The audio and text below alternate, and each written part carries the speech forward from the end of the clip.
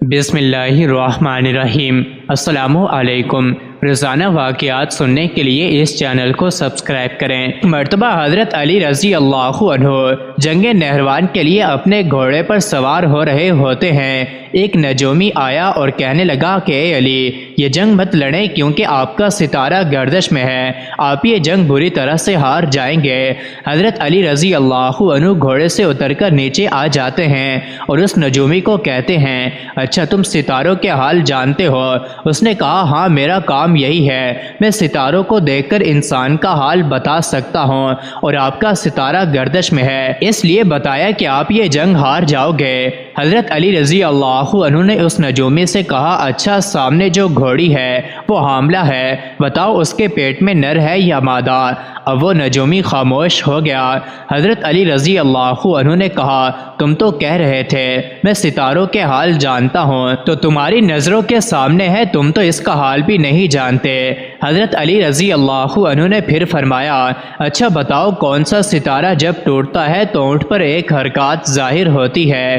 پھر نجومی خاموش۔ حضرت علی رضی اللہ عنہ نے پھر کہا، اس میرے گھوڑے کے پاؤں کے نیچے زمین پر ایک چیز ہے، بتاؤ وہ کیا ہے؟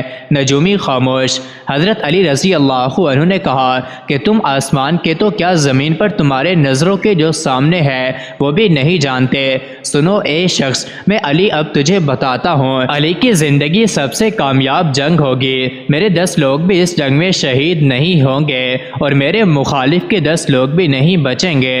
اور پھر تاریخ میں لکھا ہے کہ جنگ شہروان میں حضرت علی رضی اللہ عنہ کا کوئی ساتھی بھی شہید نہیں ہوا تھا، اور حضرت علی رضی اللہ عنہ کے مخالف کے صرف 9 آدمی بچے تھے، زید بن عمر بن نفیل بن عبد العزی۔ یہ زید حضرت عمر بن خطاب رضی اللہ عنہ کے چچا زاد بھائی تھے۔ سرکار دو عالم صلی اللہ علیہ وآلہ وسلم کی بعثت سے پہلے دین ابراہیم کے طالب تھے، اور یہ نہ تو بتوں کے لیے جانور ذبح کرتے تھے اور نہ مردار اور خون کھاتے تھے۔ چنانچہ ایک مرتبہ ورقہ بن نوفل کے ہمراہ دین ابراہیمی کی تلاش کرتے ہوئے گھر سے نکلے تو یہود نے دونوں پر اپنا دین پیش کیا۔ چنانچہ ورقہ بن نوفل یہودی ہو گئے اور زید نہیں ہوئے۔ پھر دونوں نصاری سے ملے، نصاری نے ان دونوں پر اپنا دین پیش کیا تو ورقہ نصرانی ہو گئے اور زید نہ ہوئے، اور زید نے کہا کہ یہ سب دین تو ہماری قوم کے دین ایسے ہیں جو شرک کرتی ہے۔ پھر زید ایک راہب عابد تارک الدنیا کے پاس گئے تو راہب نے ان سے کہا کہ تم ایسا دین تلاش کرتے ہو جو فی الحال روئے زمین پر نہیں ہے۔ زید نے کہا کہ ایسی وہ کون سا دین ہے؟ راہب نے کہا کہ وہ دین ابراہیمی تنظیم ہے۔ زید نے کہا کہ دین ابراہیمی کیا تھا؟ راہب نے جواب دیا کہ تم اللہ تعالیٰ کی عبادت کرو اور اس کا کسی کو شریک نہ بناؤ اور کعبہ کی طرف منہ کر کے نماز پڑھو۔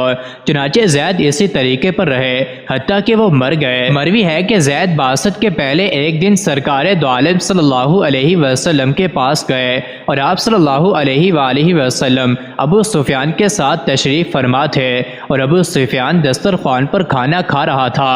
ابو سفیان نے زید کو کھانے پر بلایا تو انہوں نے کہا کہ بھتیجے، جو جانور بتوں کے نام پر ذبح کیا جاتا ہے میں اس کو نہیں کھاتا، تو اللہ تعالیٰ نے آپ صلی اللہ علیہ وآلہ وسلم کو مابوس کیا۔